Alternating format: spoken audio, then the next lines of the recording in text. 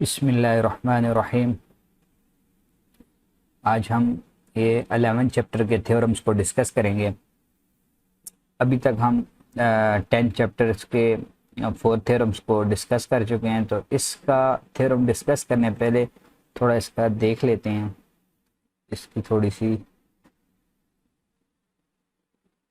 अब देखें, ये कह रहा है कि in geometry a figure that lies in a plane is called plane figure. A plane figure with 3 or more straight edges as its sides is called polygon. जिसकी 3 या 3 से ज़्यादा edges हों उसको बोलते हैं जी polygon. Each polygon is named after the number of sides it contains. A polygon with 4 sides is called quadrilateral.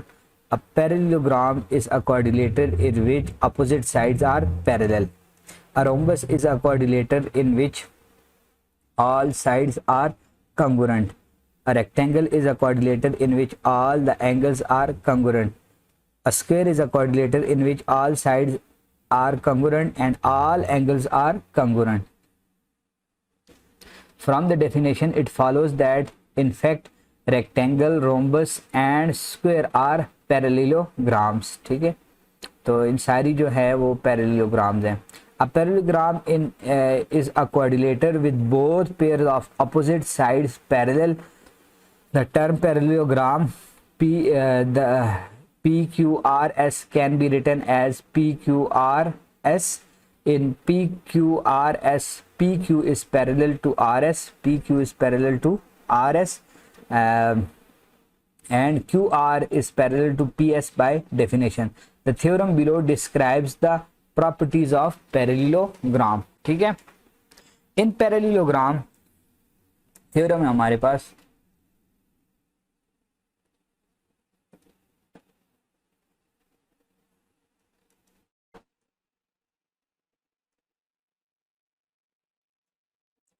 In parallelogram the opposite sides are congruent. ठीक है, अब हमने प्रूव करना है कि अपोजिट साइड्स आपस में क्या होंगी, कंग्रुएंट होंगी. ये इसके बराबर होगी और ये जो है ये इसके बराबर होगी. The opposite angles are congruent. Opposite angles भी क्या होंगे, कंग्रुएंट होंगे. The diagonal bisect each other, और डायगोनल जो है एक दूसरे को क्या करेंगे, बाइसेक्ट करेंगे. अब आपके पास पैरेललोग्राम आ गई है.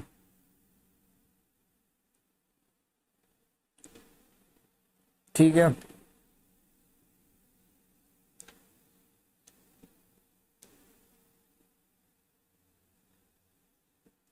ये आपके पास पैरेललोग्राम आ गई है.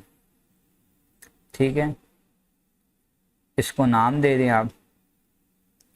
अब ये आपके पास A है, ये आपके पास B है, ये आपके पास C है और ये आपके पास D है. ठीक है, और ये इसके हमने डायगोनल्स ड्रॉ कर दिए. ये एक डायगोनल हो गया AC और ये दूसरा डायगोनल हो गया आपके पास AB. ठीक है, अब देखें गिवन क्या है. पहले स्टेटमेंट थी, ये स्टेटमेंट है. ये सारी चीजें हमने क्या करनी है, प्रूफ करनी है. ठीक है, अब गिवन क्या है. गिवन देखें, उसने हमें बताया था कि अपोजिट साइड आपस में क्या होती हैं, पैरेलल होती हैं. तो हमें ऑलरेडी पता है, ऊपर उसने बताया हुआ है कि पैरेललोग्राम्स की अपोजिट साइड्स क्या होती हैं, पैरेलल होती हैं. ठीक है, AB is parallel to DC and AD is parallel to BC and AC and BD are the diagonals of parallelogram. ठीक है, अब देखें, अब प्रूफ क्या करना है, टू प्रूफ. अब ये जितनी भी चीजें उसने लिखी है ना, ये सारी ये आपने प्रूफ करनी है. ठीक है, पहले वो क्या कह रहा है, opposite sides are congruent. तो opposite sides AB is congruent to DC and AD is congruent to BC. ठीक है, और डायगोनल एक दूसरे को बाइसेक्ट कर रहे हैं. देखें, ये दोनों डायगोनल्स इंटरसेक्ट करते हैं एक पॉइंट पे. किस पे जी, E पॉइंट पे. तो AE is equal to congruent to CE and DE is congruent to BE। उसके साथ एक और चीज रह गई है, देखें, the opposite angles are congruent. Opposite angles कौन से हैं, ये देखें, इधर दोबारा बना लेता हूं मैं, ये ए, ये बी, ये सी और ये डी। ये ए और सी अपोजिट एंगल्स हैं, अपोजिट एंगल्स आर कॉन्ग्रुएंट, तो A is congruent to angle C, ठीक है। Similarly angle D is congruent to angle B, ये एंगल भी क्या है, अपोजिट है। अब इसको प्रूव करते हैं, ठीक है, देखते हैं इसको नेक्स्ट। अब इस सारे को प्रूव करते हैं।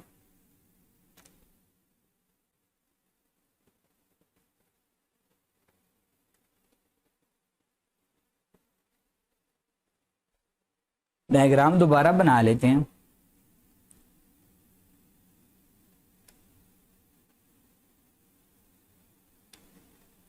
ए, बी, सी और डी, ये एक आपके पास डायगोनल आ गया, ये दूसरा आपके पास डायगोनल आ गया, और ये आपके पास पॉइंट आ गया ई आ गया। अब देखें स्टेटमेंट्स, और यहां पे आपके पास क्या आ जाएंगी, रीजंस आ जाएंगे, इनको लिखते हैं जी।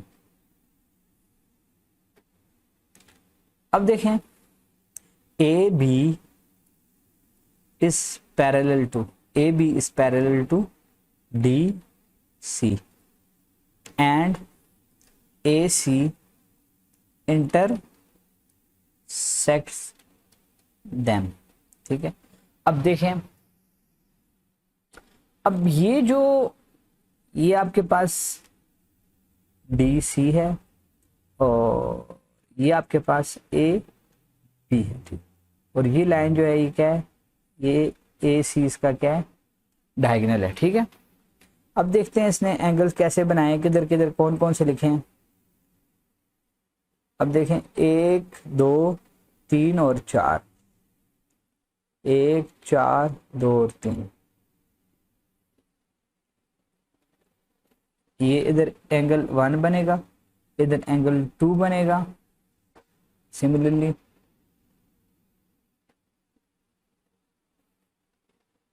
एंगल 4 बनेगा और एंगल क्या सा बनेगा, 3 बनेगा, ठीक है।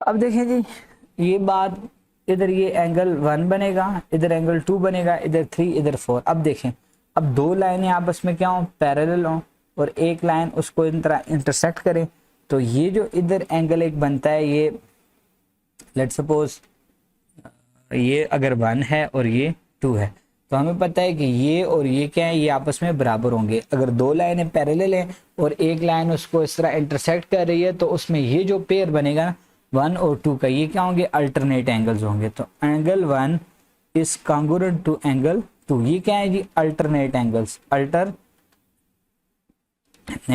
एंगल्स है आपके पास, ठीक है।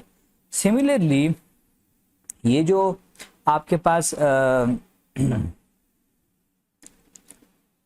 ये दो लाइनें हैं, ये ए डी और बी सी भी आपस में पैरेलल हैं, और इनको एक लाइन इंटरसेक्ट कर रही है। देखें ये आपके पास डी ए आ गया, और ये आपके पास सी बी आ गया, और ये एक लाइन उनको इंटरसेक्ट कर रही है, ठीक है। तो ये 4 और ये 3, ये दोनों एंगल्स भी आपस में क्या होंगे, कॉन्ग्रुएंट होंगे।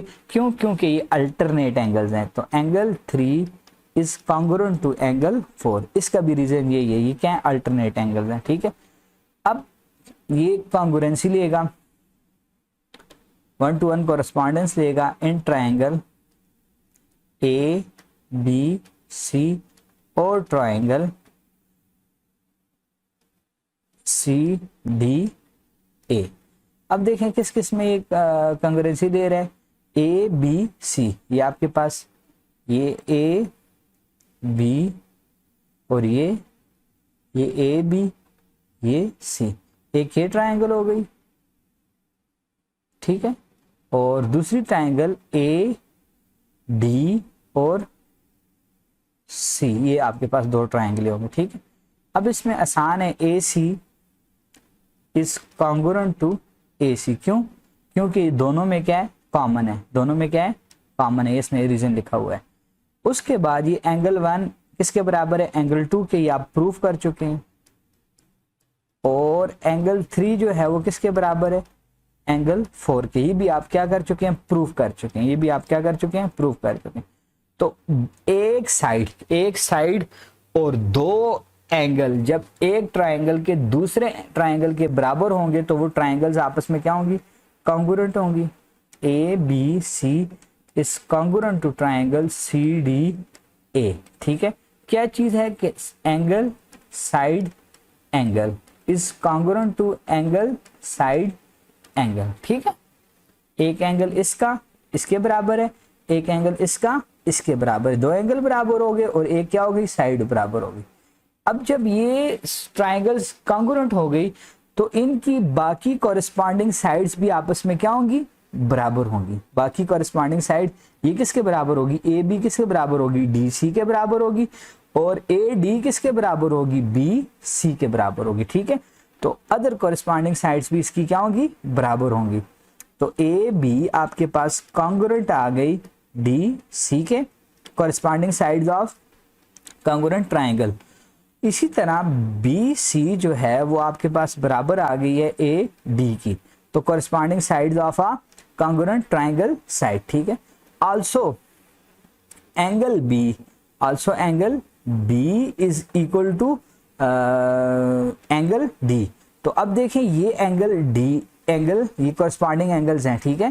कॉरेस्पॉन्डिंग तीन एंगल बनते हैं, ये बराबर हो गए, ये रह गया था ना ये एंगल से ये सारा बी, तो angle B is congruent to angle D. तो इसकी भी रीजन यही है कि corresponding angles of the congruent triangles, ठीक है। तीन हमने प्रूफ किए थे, कॉन्ग्रुएंट हो गई तो बाकी तीन भी क्या है, बराबर होंगे।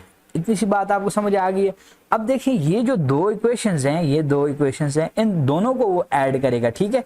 अब हमने क्या प्रूव करना था, हमने तीन चीजें प्रूव करनी थी कि ए बी जो है वो बराबर है किसके, डी सी के, ये प्रूव हो गया हमारा, ठीक है।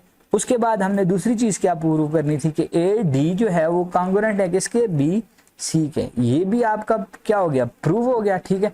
सिमिलरली आपने प्रूव करना था कि एंगल बी जो है वो किसके बराबर है, एंगल डी के बराबर है। ये चीज भी आपकी, ये तीन चीजें आपकी क्या हो गई हैं, प्रूव हो गई हैं, ठीक है। अब आपने प्रूव करना है कि एंगल ए और एंगल सी बराबर है। उसके लिए आपने क्या करना है, उसके लिए आपने ये जो दो इक्वेशंस है ना, इक्वेशन 1 इसको कह दें और इक्वेशन 2, इन दोनों को आप ऐड करें। इन दोनों को आप क्या करेंगे, इन दोनों को आप ऐड करें, ऐड हो 1 और 4 आपस में ऐड हो, ठीक है। तो angle 1 plus angle 4 is equal to angle 2 plus angle 3। अब देखें एंगल 1 और एंगल 4 से क्या बन जाता है, एंगल ए बन जाता है, इस कॉन्ग्रुएंट टू 2 और 3 से क्या बन जाता है, एंगल सी बन जाता है, ठीक है। तो ये भी आपने, ये रिजल्ट भी क्या करना था, प्रूव करना था। तो ये भी आपके पास क्या हो गया, प्रूव हो गया कि angle A is congruent to angle C, ठीक है। उसके बाद आपने क्या करना है, अभी आप ये रह गया कि A E is congruent to E C और B D E is congruent to E B, ठीक है। तो इसके लिए आपने कॉन्ग्रुएंसी लेनी है किस किस में जी, ट्रायंगल्स में, ए बी ई में, ट्रायंगल ए बी ई में, और किस में कॉन्ग्रुएंसी लेनी है, डी सी ई में, डी सी ई में। अब देखें एक ये ट्रायंगल है आपके पास और एक ये ट्रायंगल है आपके पास, ठीक है। अब इसमें देखें ऑलरेडी आप प्रूफ कर चुके हैं कि ये किसके बराबर है, इसके बराबर है, A B is congruent to D C, आप प्रूफ कर चुके हैं, ठीक है। ये आपने प्रूफ कर दिया। इसी तरह एंगल 1 और इसमें एंगल 2, एंगल 1 और ये एंगल 2, ये भी आप क्या कर चुके हैं, ये भी आप प्रूफ कर चुके हैं, ठीक है। इसी तरह angle AEB is congruent to angle DEC। अब ये एंगल और ये एंगल ये आपस में बराबर हैं, ये आपस में क्या है जी, बराबर हैं। देखें ये आपके पास दो पैरेलल लाइंस हैं और एक इनको इंटरसेक्ट करती है, तो इधर और इधर ये वर्टिकल एंगल्स हैं, ये कॉन्ग्रुएंट होते हैं, ये और ये वर्टिकल एंगल हैं, ये आपस में कॉन्ग्रुएंट होते हैं, ये और ये वर्टिकल एंगल हैं कॉन्ग्रुएंट होते हैं, ये और ये वर्टिकल एंगल्स हैं, ये क्या होंगे, कॉन्ग्रुएंट होंगे। तो ये वाला एंगल DEC किसके बराबर होगा, AEB के बराबर होगा। देखें दो साइडें और एक एंगल कॉन्ग्रुएंट हो गए, तो triangle ABE is congruent to DCE, तो ये कॉन्ग्रुएंट होगी। अब इनकी बाकी जो चीजें हैं कॉरेस्पॉन्डिंग वो भी किसके बराबर, वो भी आपस में क्या होंगी, कॉन्ग्रुएंट होंगी। तो इसी तरह AE is congruent to EC, इसका क्या है जी, corresponding side of congruent triangle side. इसी तरह आपके पास DE is congruent to EB, तो इसकी रीजन क्या होगी, corresponding side of congruent triangle side. तो सारे रिजल्ट हमने क्या कर दिए, प्रूव कर दिए। एक हमने ये प्रूव करना था AB is congruent to DC, ये प्रूव हो गया। दूसरा क्या करना था, AD is congruent to BC, ये भी प्रूव हो गया, ठीक है। उसके बाद आपने क्या प्रूव करना था कि angle A is congruent to angle C, ये भी प्रूव हो गया। Angle D is congruent to angle B, ये भी प्रूव हो गया। उसके बाद AE is congruent to EC, ये भी प्रूव हो गया। और DE is congruent to BE। तो इस तरह ये सारी चीजें आपने क्या कर दी हैं, प्रूफ कर दी हैं। तो इंशाल्लाह नेक्स्ट वीडियो के अंदर नेक्स्ट थ्योरम को क्या करेंगे जी, सॉल्व करेंगे, ठीक है।